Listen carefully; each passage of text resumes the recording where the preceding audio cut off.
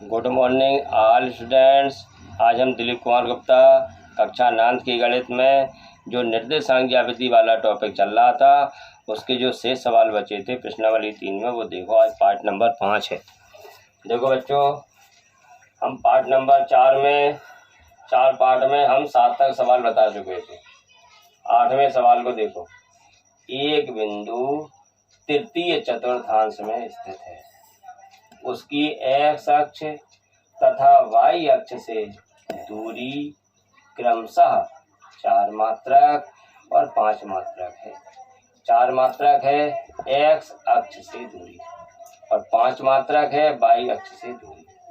तो उस बिंदु जो बिंदु है उस बिंदु के निर्देशांक ज्ञात करने हैं। अब यहाँ देखो, x अक्ष ये कहा जाए x अक्ष से दूरी, x अक्ष से देखो x अक्ष से दूरी होगी वो y का मान होगा और y अक्ष से दूरी होगी वो x का मान। जैसे देखो ये आपका x हो गया, ये x वाली रेखा हो गई, ये आपकी x वाली रेखा हो गई और ये आपकी कौन सी रेखा हो गई, y वाली रेखा और ये y वाली रेखा हो गई। तृतीय चतुर्थांश में स्थित है, तृतीय चतुर्थांश। ये आपका y अक्ष हो गया। तृतीय चतुर्थांश में कहाँ है देखो, तृतीय चतुर्थांश ये होता है प्रथम चतुर्थांश और ये होता है द्वितीय चतुर्थांश और ये होता है तृतीय चतुर्थांश। तृतीय चतुर्थांश ये होता है चतुर्थांश। अब इसमें देखो, ये तृतीय चतुर्थांश में एक बिंदु जिसके निर्देशांक निकालने हैं वो तीसरे चतुर्थांश में स्थित है। ये तीसरे चतुर्थांश में, इसमें ये यहाँ पर चलने पर x का मान ऋण में और y का मान ऋण में। तो यहाँ पे बिंदु कौन से आ गए, ऋण कॉमा ऋण। तो x अक्ष से दूरी देखो, x अक्ष कहाँ है, x अक्ष ये x अक्ष है, इसकी दूरी दी गई तो वो y का मान होगा और x अक्ष से दूरी, x अक्ष से दूरी y का मान होता है और y अक्ष से जो दूरी होती है वो x का मान होता है। तो x अक्ष से दूरी कितनी है, 4। यहाँ से दूरी दी गई है, ये वाली रेखा पे नहीं चलना है, इसकी दूरी दी गई है जो बिंदु है, ठीक है। तो x अक्ष की दूरी वो y का मान होगा, तो ये काय का मान होगा, ये y का मान होगा। तो y पे कितना चलना है, ये y पे चलना है और y अक्ष से दूरी ये है, ये x पे चलना है। ये किस पे चलना है, 5, ये x पे चलना है और ये y पे चलना है। x पे चलना है 5, यहाँ से 1 कदम 2 कदम 3 कदम 4 कदम, ये x पर ऋण 5 चले। अब y पे चलना है 4, ये ऋण 1 ऋण 2 ऋण 3 ये ऋण 4 हो गया। अब ये रेखा किसके समांतर हो गई, ये रेखा जो डॉट डॉट वाली रेखा बनी ये y अक्ष के समांतर बन गई और ये रेखा किसके समांतर हो गई, ये रेखा x अक्ष के समांतर हो गई। तो ये एक बिंदु आ गया, ये जो बिंदु आपका यहाँ P डाल दिया, ये बिंदु हो गया। इसके निर्देशांक हो गए आपके, ये x पे कितने कदम चले, ऋण 5, तो ये आपका ऋण 5 हो गया और y पे कितने कदम चले, ऋण 4 हो गया। यहाँ पर बिंदु हमने A रख दिया और यहाँ पे बिंदु हमने B रख दिया। तो ये कोण कितने डिग्री का होगा, 90 डिग्री का और ये भी 90 डिग्री। ये बिंदु आपका के निर्देशांक हमें निकालने थे। तो x अक्ष की दूरी, x अक्ष की दूरी वाली बात है, इस B बिंदु से इस P बिंदु से ये लंब डाला, ये दूरी हो गई, दूरी का नाम हो गया P। ये दूरी हो गई x अक्ष की और ये PB दूरी हो गई y अक्ष की, ठीक है। तो इसका मान कितना हो गया, इसका मान हो गया ऋण 5 और इसका मान कितना हो गया, ऋण 4 हो गया। तो इसके निधन ऋण 5 4 हो गया। तो इस प्रकार से आप क्या करोगे, बिंदु P वह उस बिंदु P के निर्देशांक कितने होंगे। सूत्र होता है x, y।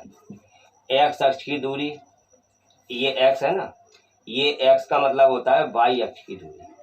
y अक्ष की दूरी, y अक्ष की दूरी रखेंगे x की जगह, और x अक्ष की जो दूरी होगी वो रखेंगे y की जगह। ठीक है, y अक्ष की दूरी कितनी है। y अक्ष की दूरी, y अक्ष से दूरी और x अक्ष से दूरी। ठीक है, y अक्ष से दूरी, y अक्ष से दूरी कितनी हो गई। y का मान 5 हो गया और x का मान 4 हो गया। तृतीय चतुर्थांश में ऋण निशान होते हैं दोनों, ऋण 4 ऋण 5।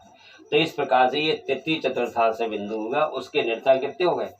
उस बिंदु के निर्देशांक आपके आ गए हैं ऋण 5, ऋण 4। ठीक है, तो दूरी वाली जब x अक्ष से दूरी तो वो y का मान होगा। ये बात समझो। बस इसमें एक मेन बात ये है कि x अक्ष से दूरी होगी, वो x का मान नहीं होगा, वो y का मान होगा। और y अक्ष से जो दूरी होगी, y अक्ष से दूरी होगी, ये वाली दूरी होगी, ये वाली दूरी y अक्ष से दूरी है, लेकिन है x का मान। ठीक है, तो इस प्रकार से ये आपका आंसर हो जाता है। ये 8वां सवाल इस प्रकार से आपका लग जाएगा। ठीक है बच्चों, आगे 9वां सवाल, किस चतुर्थांश में स्थित होगा या किस अक्ष पर स्थित होगा बिंदु ऋण 2, 4, 3, ऋण 1, ऋण 1, 0 और 1, 2 और ऋण 3, ऋण 5 स्थित हैं। कार्तीय तल पर इनका स्थान निर्धारित करके अपने उत्तर की जांच करो। अब यहाँ देखो देखो बेटा, ये आपका ये x अक्ष वाली रेखा होगी, ये x की धन दिशा और ये x की ऋण दिशा। इसी प्रकार ये y की धन दिशा और ये y की ऋण दिशा हो गई। ठीक है, अब यहाँ देखो, ये आपका मूल बिंदु हो गया। जैसे आपका 3, ऋण 1 है, तो ये कहाँ चलना है। बिंदु के लिए हमने आपका बताया था x, y। तो x में चलना है 3, ये प्लस है, x में प्लस जी है और y में ऋण नीचे है। तो यहाँ कितना चलना है, 1, 2, 3, 4, 5। ये ऋण 1, ऋण 2, ऋण 3, ऋण 4, ऋण 5 ऊपर, धन 1, धन 2, धन 3, धन 4, धन 5।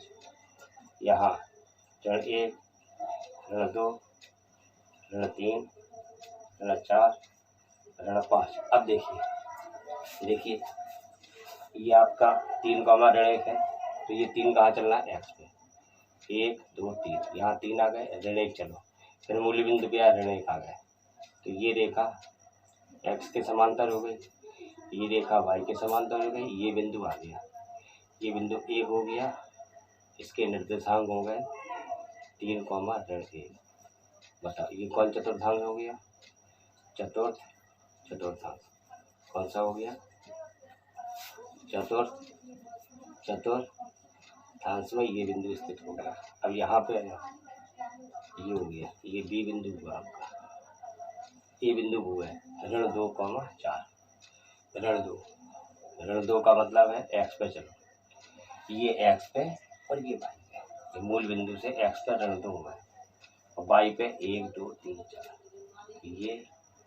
ये रेखा किसके समांतर है, ये y के समांतर है, और ये रेखा किसके समांतर है, ये x के समांतर है।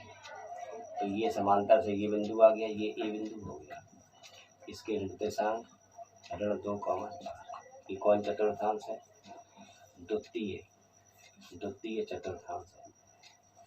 ठीक है, इसके बाद आइए ऋण 1, 3, ऋण 1, 3।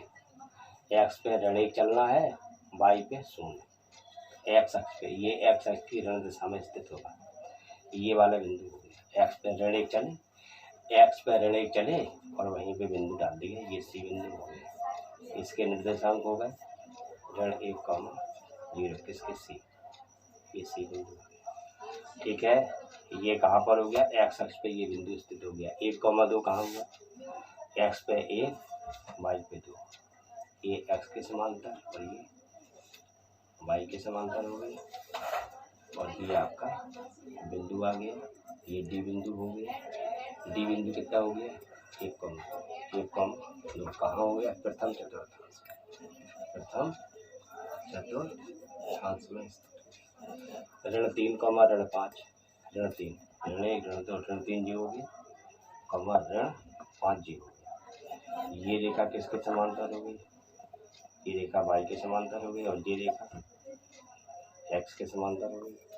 ये थोड़ी, ये वाई अक्ष है, ये आपका जो ऋण 5 था, ये ऋण 5 था, ये आपका ऋण 4 था, ये ऋण 3 था और ये आपका ऋण 2 था। ठीक है, ये आपका इस प्रकार से ये बिंदु हो गया आपका ए बी सी डी, ये डी और ई बिंदु हो गया। इसके निर्देशांक हो गए आपके ऋण 3, ऋण 5। ये कौन चतुर्थांश है, तृतीय चतुर्थांश। ऋण 3, ऋण 5 है, ये तृतीय चतुर्थांश में स्थित हो गया। ठीक है, इस प्रकार से आपका ए बिंदु, बी बिंदु, सी बिंदु, डी बिंदु, ई बिंदु, इस प्रकार से आपके हो गए। अब यहाँ देखो बिंदु ऋण 2, 4 कहाँ स्थित होगा, इसके लिए सुनो, ऋण 2, 4, ऋण 2, 4 ये हो गया, ये द्वितीय चतुर्थांश में स्थित हो गया। द्वितीय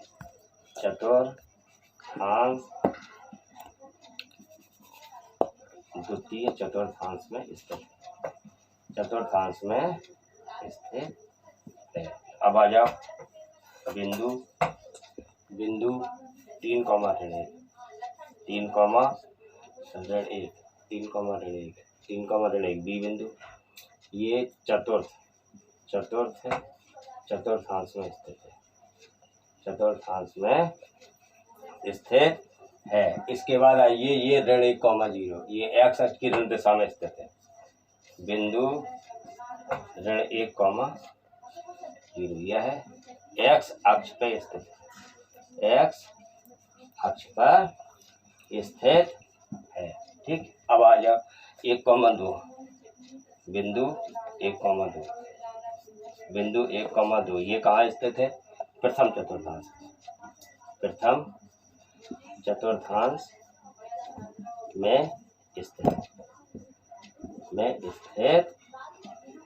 अब आया लास्ट वाला बिंदु, कौन सा बिंदु, ऋण 3, ऋण 5, ये कहाँ, दोनों में ऋण है, ये चतुर्थांश में ऋण, ये तृतीय में, यह है तृतीय चतुर्थांश में स्थित है, तृतीय चतुर्थांश में स्थित है। कहाँ स्थित है बेटा, तृतीय चतुर्थांश में स्थित है।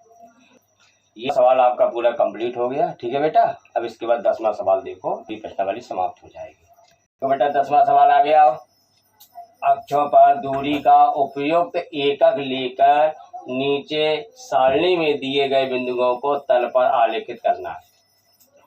एक्स, ऋण 2 और 8, ये बताओ ये वाला बिंदु कौन सा हो गया, बिंदु के निर्देशांक के लिए, बिंदु के निर्देशांक का सूत्र क्या होता है, एक्स, वाई, ये सूत्र होता है, किसी बिंदु के निर्देशांक के लिए ये सूत्र होता है। अब यहाँ पे एक्स जगह क्या रखना है, एक्स की जगह रखना है -2, यहाँ -2 और वाई की जगह 8। तो बिंदु ए कितना हो गया, ए बराबर हो गया ऋण 2, 8। बिंदु बी कितना हो गया, बिंदु बी हो गया आपका ऋण 1, 7। बिंदु सी कितना हो गया, बिंदु सी बराबर कितना हो गया 0, ऋण 1.25 हो गया। और डी बिंदु ए बी सी डी, बिंदु डी बराबर ये वाला हो गया 1, 3 और ई बिंदु जी हो गया, बिंदु ई बराबर हो गया 3, -1। ठीक है, अब यहाँ पे हमें उपयुक्त पैमाना लेकर के और ये आपको सारणी में दर्शाना है। देखिए ये x में ऋण 2, y में 8 और y में 7, कुल मिला के y में 8 कदम तक जाना है ऊपर। ठीक है, तो ये आपकी y वाली रेखा हो गई। ये y वाली रेखा पे धनात्मक तक जाना है और x पे 3 तक जाना है और y में 1। ठीक है, तो y वाला यहाँ, y वाला ये प्रथम चतुर्थांश है।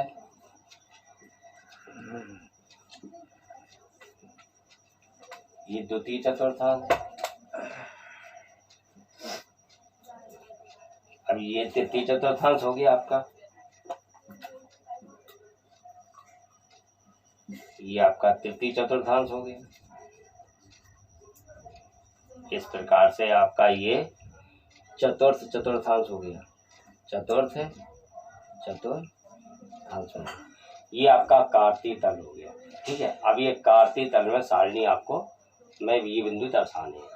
ये लिखना है ऋण 2, 8, ऋण 2 इस साइड, 8 इस साइड, ऋण 2, ऋण 1, ऋण 2, 1, 2, 3, 4, 5, 6, 7, 8, ये 8, ये x अक्ष के दीजिए और ये ऋण 2 वाली ये y अक्ष के समांतर रेखा हो गई।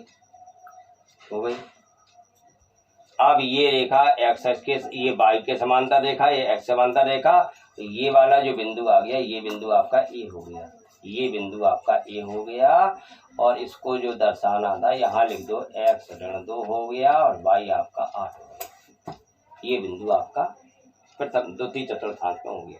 बी पे आ जाओ, ऋण 1, 7, ऋण 1, 7, ऋण 1 जो हो गया और 7 कहाँ गया, ये बिंदु, ये x अक्ष के समांतर रेखा हो गई और ये y अक्ष के समांतर रेखा हो गई। ये बिंदु आपका बी बिंदु हो गया। इसके निर्देशांक कितने हो गए बी के, ऋण 1, 7 हो गया बी के निर्देशांक। अब आ जाओ सी पे, 0, x पे 0, y पे ये, तो ये y अक्ष पे स्थित होगा, y की ऋण दशा में। ये आपका ये ऋण 1 हो गया और ये आपका ऋण 2 हो गया।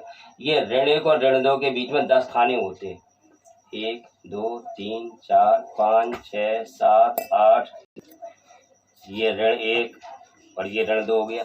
ये सारी दूरियां 0 से 1 तक, 1 से 2 तक, ये सारी दूरी बराबर होती हैं, लेकिन यहाँ पे चूंकि हमें ये डिफरेंस बड़ा करना है इसलिए यहाँ पे 10 खाने कर दिए, 1, 2, 3, 4, 5, 6, 7, 8, 9 और 1, 10 खाने हो गए।